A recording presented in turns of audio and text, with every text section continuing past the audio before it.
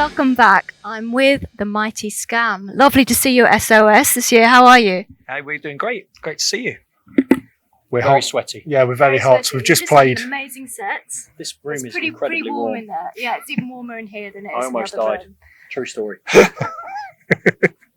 Now you said that you played SOS before. When was that? That was a weird gig, wasn't it? Because Yeah. I stepped in on drums for that gig. It was about 5 years ago, I would have thought, Yeah. wasn't it? About 2014. Yeah. Right. Okay. Yeah. Was it in Yeah. a different venue then? Yeah. I said on stage we were like, oh yeah, SOS, yeah, we know where we're going, and then punched it into the sat nav. And then when we got here, we were like, this isn't right. We had like a mini panic because we thought we'd gone to the wrong place, but we didn't realise it had moved. Oh, okay.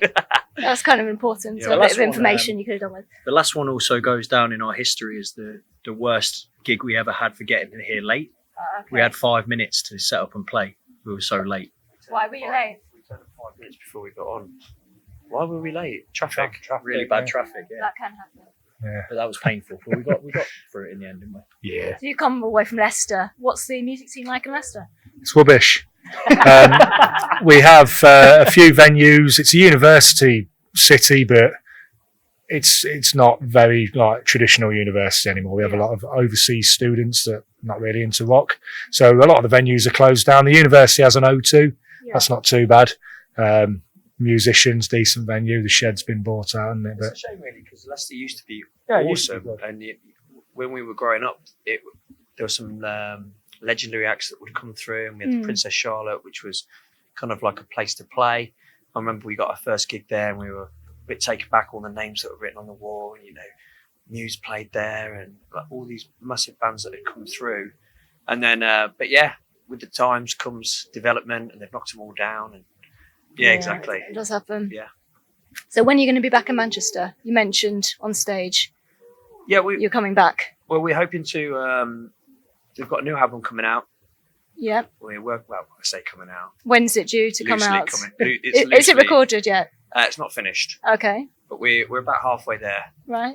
So early next year, and then we'll be looking to tour. We always do really well in Manchester. Yeah, because I've So- seen you a couple of times in Manchester Yeah. already, and both amazing Great gigs. city. First one was with Raven Eye. What That's a right, yeah. what a gig that was. good band. Yeah.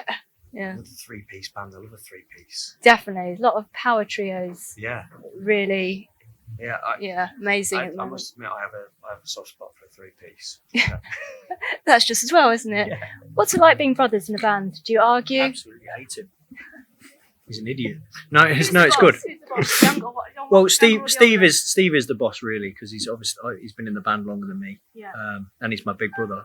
And the rule is that your big brother can always beat you up, Okay. no I matter didn't know how that was hard the you are. rule, That's a right. rule, isn't it, Steve? Yeah, He tells me this every day. Oh, No matter how big he gets, I just know, I know some tricks. Oh, right. Okay. Just got those few extra years' experience on him. So generally, it's wicked. But the only thing we struggle with is songwriting, and we have a few arguments. But it's for the benefit of the band. Yeah. It's a positive thing. Yeah. Yeah, it's not. I wouldn't say it was bad in any particular way.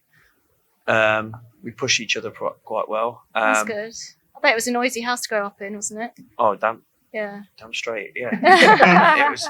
But that's also the thing that I love the most about having my little bro in the band is Yeah. that we grew up. We have the same sort of influences and the same tastes when we were growing up, and I like in interviews to take credit. He was listening to my CDs, Yeah. and then he started listening to his own taste in music. But that's and also, it's not to be sniffed at. We sound identical. So when Neil's harmonies on like the album are spot on because he sounds exactly like me. Oh. So it's funny because I can't sing, so they're good at polishing the turd in the studio. And do you settle arguments between them? Is that your role in the band? I just let them get on with it, really, because You do it. they're both talking rubbish. So I just leave them to it. We always ask him for an opinion, and Matt's always really nonplussed. He's like, yeah. Whatever. Let's go with that. What do you think of this, Matt? Yeah. What we'll do. What was the idea behind the story arc of your last album? It was quite unusual. A story of a time traveling RAF pilot, and how did you come up with that? Well, truthfully, we sat. We spent hours in the van talking about the industry and talking about what we're doing, and we really wanted to put an album out that was not your normal fare, something a bit different. not just a collection of songs. Mm. So we came up with this idea about a concept album, and so we spent days in the van talking about what things that it could be based around and ideas. And then we got hold of this. I can't remember where it was, but all of us used to be in air cadets. And so, but we've got sort of connections with people like in the RAF and in the military. And then somebody sent me a story based on a chap in real life that claims in one of his reports, mission reports, that he travelled back in time. Oh, right, okay. And it's a documented thing. You can look him up. So, and that was his name, was it? His name was Victor Goddard. Okay. We changed it because we weren't sure if we were allowed. Oh, right. Okay. You know, to use it. Yeah. So we just sort of grabbed hold of that. So the story that we tell isn't his story per se. We've used a bit of artistic license, but it's certainly based around that. Yeah. So is your next album going to also be based around a story, or is it going to be completely different? Well, we've learned a lot of lessons with the last album. Okay. We're not going to do a story-based concept record. We feel like people might get a bit suspicious if we try and push the same thing again. Okay. But I think that forever now, we will always write around a theme and try and give ourselves a bit more direction. Yeah. We joke that we're not young lads. We're not 18. So we don't write songs about getting drunk and pulling girls, you know. So it's nice to have a bit more direction when we're writing. If there's anything you could change about the music industry, what would it be? Matt, send this one to Matt. Just don't ask the question. Move. Next question. Oh, I feel like you've got something to say on the subject. It's just a weird thing, isn't it? It's just a unique business. Yeah. I mean, what do you change? What do you wish was different about it? I wish we were part of a different time sometimes. I think that time that's like that golden time. That's never going to be repeated. What decade are we talking about? Just previous to us. I mean, who's the last rock and roll band? Last rock and roll stars, probably Liam Gallagher. There's been no one since. You know, the way that people consume music, the way that people listen to music, what music has, the effect on their life, that meaning about it, it's just not there anymore. One of the most popular TV programs is Love Island. You know, Ed Sheeran's one of the biggest acts on earth. It's not Freddie Mercury and Queen, is it? It's not Guns N' Roses. You know, that like changed lives. Music isn't what it used to be. You know, a lot of people slate Gene Simmons for saying rock and roll is dead. And I don't think he means it in the fact that he's selling 10,000 tickets a night and Bon Jovi is. I just think he means what he's involved with will never happen again. And I think I believe that as well. I think it's we could sit and talk about this for hours. Yeah. This is like point of conversation in the band all the time. I could leave you to carry on. But you know, we're just very bitter. I think bitter's it's a weird one, isn't it? Because we're a great band. We're great at what we do. We get up on that stage. We put our life and soul into what we do. But we have lives outside that. So I was talking to the boys the other day. We can only be the best we can be, but we could actually be better. Because everything that surrounds us, we have to deal with that before we can do the band. You know, Guns N' Roses never had that. Def Leppard never had that. You know, they got their advance. They lived for the band. They could record an album over 6 months. Yeah. We've got to record between life. You know, and we're still this good. Yeah. So you think on the flip side of that, you know, it blows my mind really just how much better that kind of level we're at could be if we all could just do it. So what's the dream for you?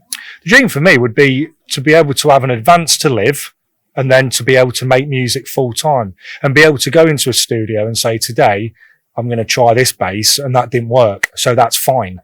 Where at the minute it's got to be right. It's not necessarily about the money. It's not about the money, but it's being able to, the dream would be to fulfill our lives from the music. Yeah. Without a doubt.